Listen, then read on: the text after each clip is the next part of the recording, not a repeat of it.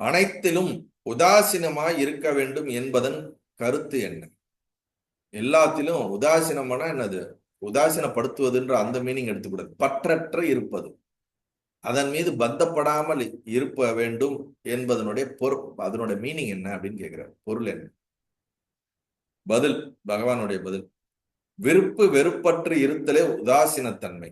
ராக துவேஷம் இல்லாமல், விருப்பு வெறுப்பு இல்லாமல் இருக்கிறதுக்கு பேர் தான் உதாசீன பாவம்.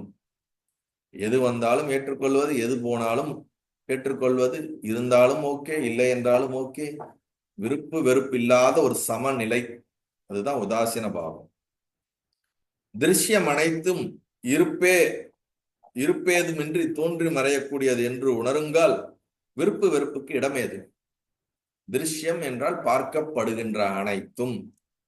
பார்க்கப்படுகின்ற அனைத்தும் என்றால் இந்த உலகம் பார்க்கப்படுவது, கனவிலே ஒரு உலகம் பார்க்கப்படுவது, நனவிலே ஒரு உலகம் பார்க்கப்படுவது, எதுவெல்லாம் பார்க்கப்படுகின்றதோ நாம் வேறு, மற்ற அனைத்தும் வேறு, பார்த்தல் பார்க்கப்படுகின்ற இந்த திருப்புட்டி வரும்போதே திருக்கு திருஷ்யம், பார்ப்பவன் பார்க்கப்படுகின்ற பொருள், பார்த்தல் என்ற இந்த மூன்று விஷயம் வந்துருச்சுனாலே அந்த பார்க்கப்படுகின்ற இந்த விஷயங்கள் எல்லாமே என்ன சொல்றாருன்னா, இருப்பேதுமின்றி, அதுக்கு ஒரு நிலையான ஒரு பேஸ் இல்ல, ஒரு எக்ஸிஸ்டன்ஸ் கிடையாத ஒரு அப்பியராகி மறையக்கூடிய என்பதை உணர்ந்தால், தோன்றி மறையக்கூடியதுன்னு உணர்ந்தேன்னா உனக்கு ராகத்வேஷம் இருக்காது.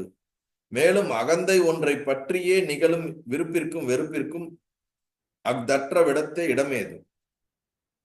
ஈகோவை பேஸ் பண்ணி தான் விருப்பு வெறுப்பு இருக்கும். நான்ற உணர்வை பேஸ் பண்ணி தான் ராகத்வேஷம் இருக்கும். அகங்காரத்தை பேஸ் பண்ணி தான் ஒருத்தர் மேல ராகமும் ஒருத்தர் மேல வெறுப்பும், அல்லது எதன் மீது ராக துவேஷங்கள் வருதெல்லாம் ஈகோவை பேஸ் பண்ணி தான். அந்த ஈகோவே விட்டுட்டோம்னா அவர் ராகத்வேஷத்துக்கு எங்க இடம் இருக்கு? அதுதான் இங்க சொல்றாரு பகவான் அழகா. விருப்பு வெறுப்புகளுக்கு இடமேது.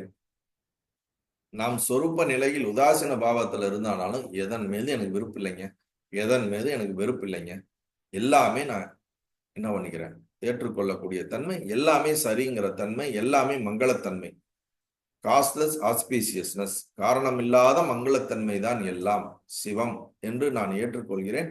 அதுதான் உண்மை. அப்படிங்கிற போது எனக்கு ராகமும் இருக்காது, துவேஷமும் இருக்காது, கோபமோ விருப்போ வெறுப்போ இல்லாத தன்மையில் சமநிலையில் இருக்கக்கூடிய நிலைக்கு பேர் தான் உதாசீன பாவம். நல்லது.